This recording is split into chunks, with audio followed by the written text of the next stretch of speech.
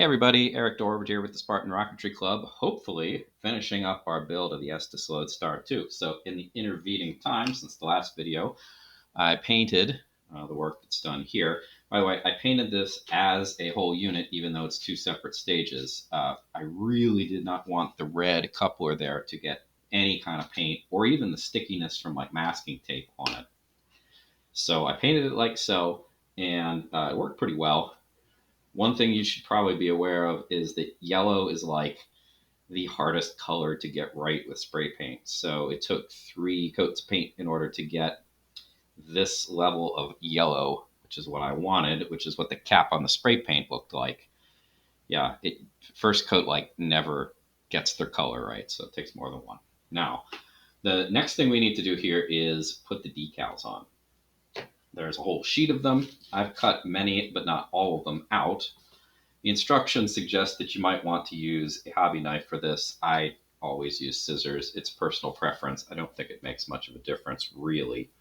The last bit here, I'm going to cut this as close as I can, even to the point of maybe going into the color part itself.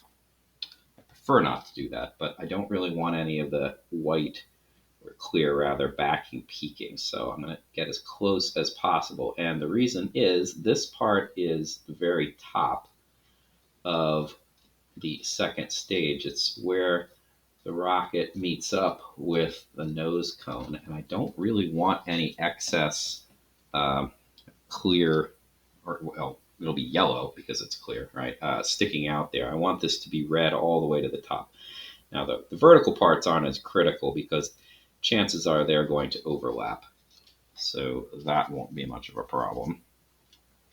By the way, because this is from a bulk pack and it doesn't have the individual artwork,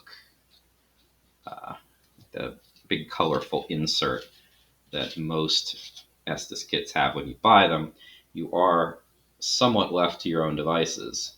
I would suggest just Google the kit and find the artwork that way. This one, I don't think Estes manufactures anymore, which is too bad because it's a very nice kit.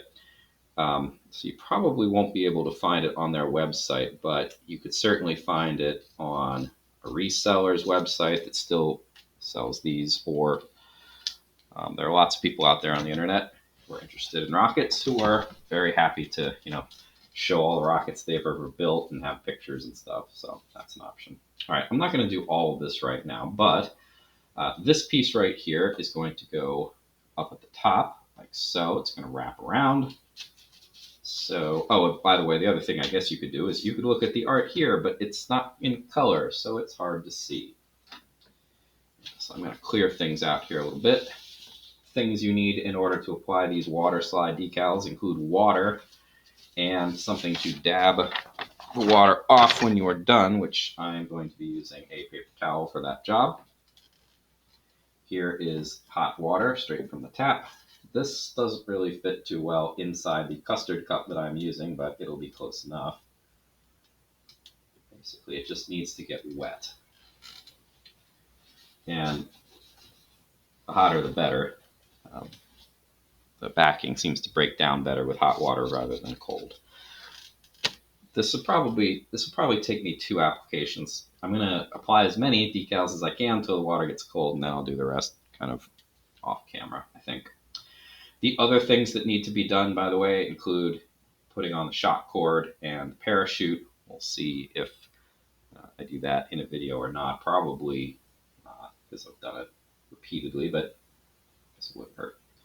All right, water slide decal feels wet, obviously, and it shifts a little bit. And I could probably stand a little bit more soaking. You don't want it like really, really loose because then you have little control over it, but that was probably not quite loose enough. All right, incidentally, the other decals that you can see at the top of the screen, most of them are going to go on the fins of the second stage. The first stage doesn't seem to have anything on it. There are 2 stars there.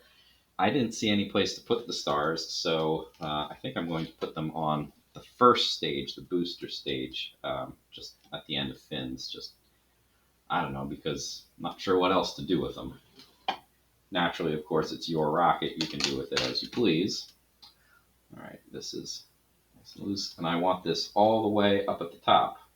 The nice thing about waterslide decals is that they slide, so you don't need to get it exactly right out of the box, but it would be good to get it, close. Just be careful with this too, because it is a very thin sheet of plastic. It is far from indestructible, and you can obviously tear it, which would be bad, but you can also deform it if you're pulling on it too hard, which is also not super great. All right, so this lined up pretty well. I'm just going to kind of gently nudge decal up because I want it right up at the top. And you can see down here, there's this is the part where the decal overlaps itself. What I'm going to do here is, instead of trying to use my fingers, I'm going to use my hobby knife, not because I want to cut anything, but because it has a thin blade. And it seems to be lined up reasonably well. All right, now that everything is basically where I want it, I think I am going to just gently smooth out any bubbles that I see. And I'm pushing them. I want to push them kind of counterclockwise, I guess, because that's where the end of the layer is. There's a little bit of a tear developing there. That's unfortunate, but not too big of a deal. Okay. That looks reasonably good. Okay, now it's really important for me to not touch that anymore because I don't want to adjust it. I don't want to bump it. I don't want to tear it. And as it gets, as it dries out completely, it will get a little fragile. Now, it's also worth pointing out here that the instructions generally call for you to put, or suggest as an option, to clear coat it with spray paint. I strongly recommend that you do clear coat it with spray paint if you are applying waterslide decals. You put in a decent amount of effort on this, so the last thing you want to do is you land one of these things in maybe some dry grass, and the dry grass is sharp enough to scratch the decal. Decals are fragile, and putting a clear coat of spray paint on it really doesn't do much for the aesthetics. If it's gloss covering, then it's still going to be, my underlying coat here is glossy, so it's not going to change that, but it's just protection. That's the main reason, just to protect. All right. The next one I'm going to do here, this is the nameplate. It says Loadstar on it. It looks like it's supposed to go kind of like down the middle of the first stage here. I'm going to try to, there we go. I'm going to start it somewhere around here. You, of course, could make all sorts of nice measurements, center this and all that if you really want to. Honestly, I think that's more trouble than it's worth. But again, it's your rocket. The aesthetics are definitely up to you. All right, so that looks decent. I'm going to hold down the one end and then brush out any kind of bubbles or anything like that up. Now, of course, I need to dab it back where I was holding it. All right. Okay. Now, let's do, I think the last things, I'm not going to, water's getting a little lukewarm to begin with as it is, but I'll do 2 of these fin decals and then wrap up construction, I guess.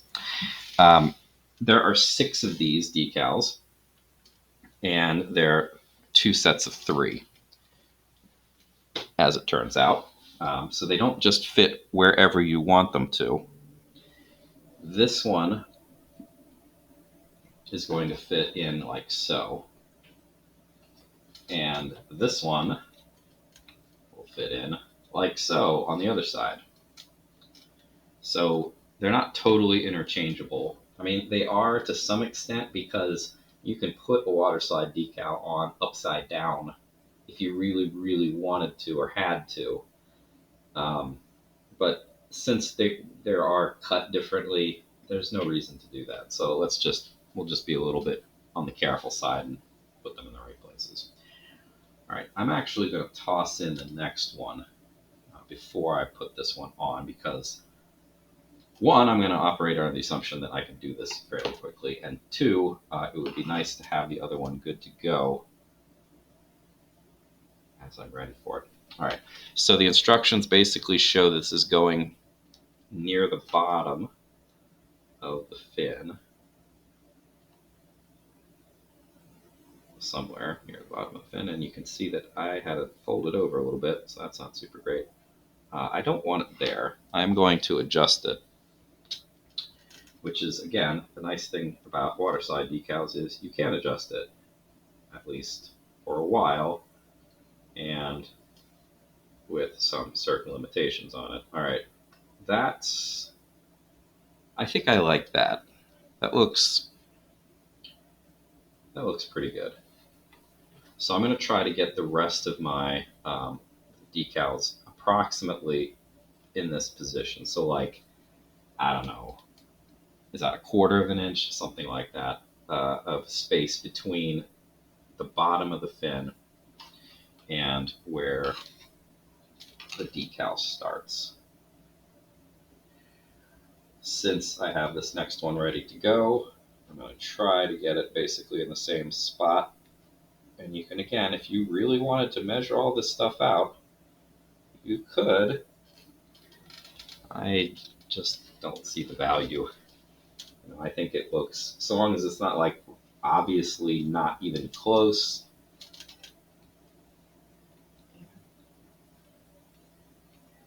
Nobody's going to come up to you on the launch pad and be like, hey, you were at a quarter of an inch here and 3/8 here. That looks dumb. Here, you made a bad rocket. Nobody's going to do that. Yeah, I mean, this one is, whoops. Well, apparently that's going to fix that problem. This one is a little bit higher up. But it's not really a big deal. All right. So the other second stage fins, I'm going to do the exact same thing. The two stars, I'm going to put like here and here, I think, on the first stage. My water is quite cold. Well, it's tepid anyway at the moment. So I'm going to do the rest of that off camera, but that at least gives us a good opportunity to wrap up the construction. Now, I am not going to completely complete everything here for good reason, and that good reason is I need to clear coat things, and I don't want to clear coat the top, the nose cone, because it's got this plastic part in it. I do not want to paint that. So this is done. No more painting on that. Clear coat will happen on the bottom half, but I want to put as much of this together as possible. So I'm going to put the shock cord together and install that.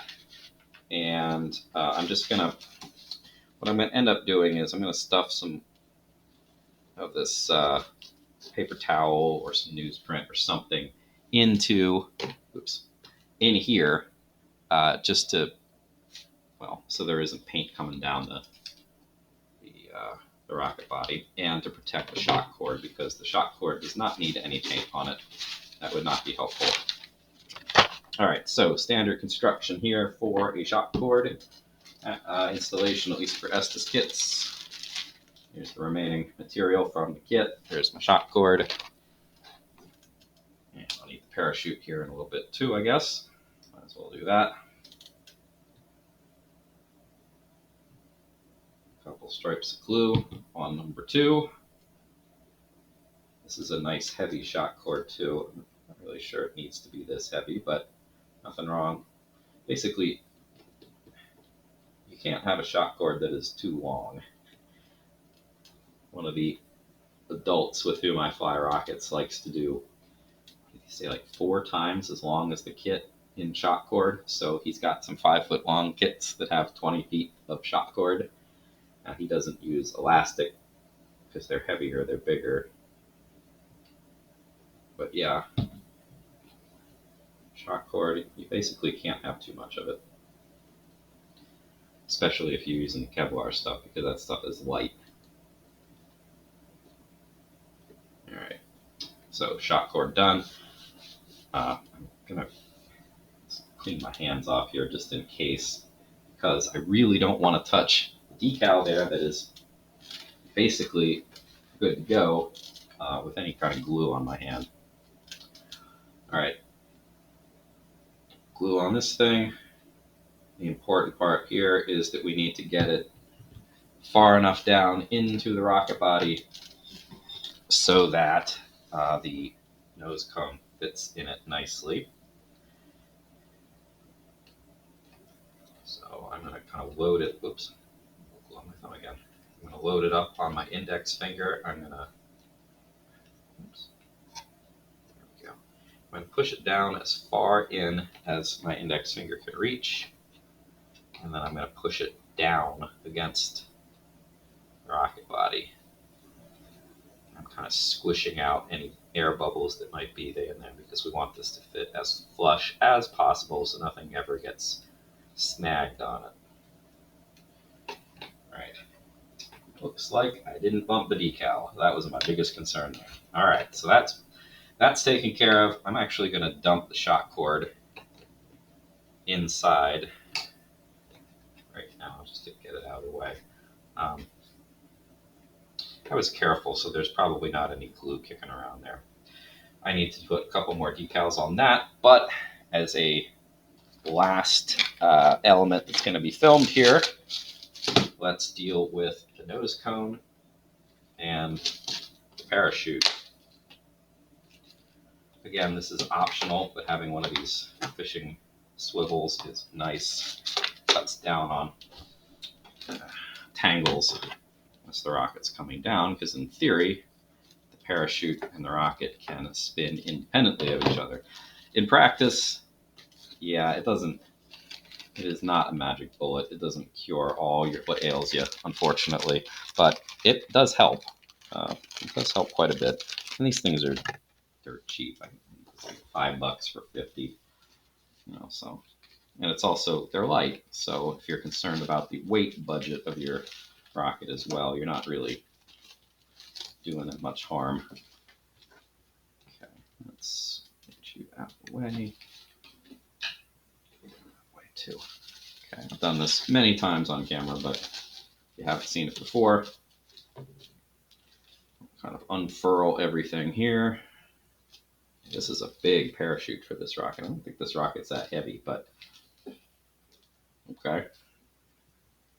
So I'm going to gather up the threads, pull them kind of taut, and then this loop is going to go through the eye of my barrel.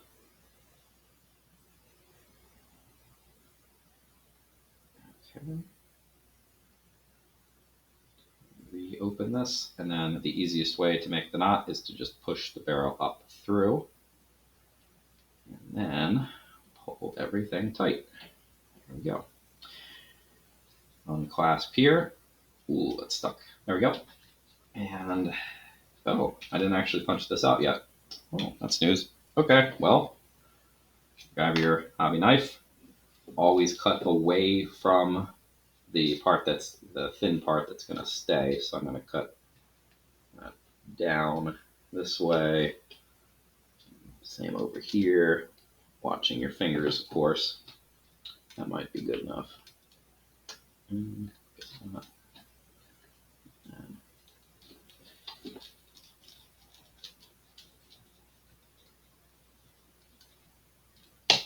we go. Get that out.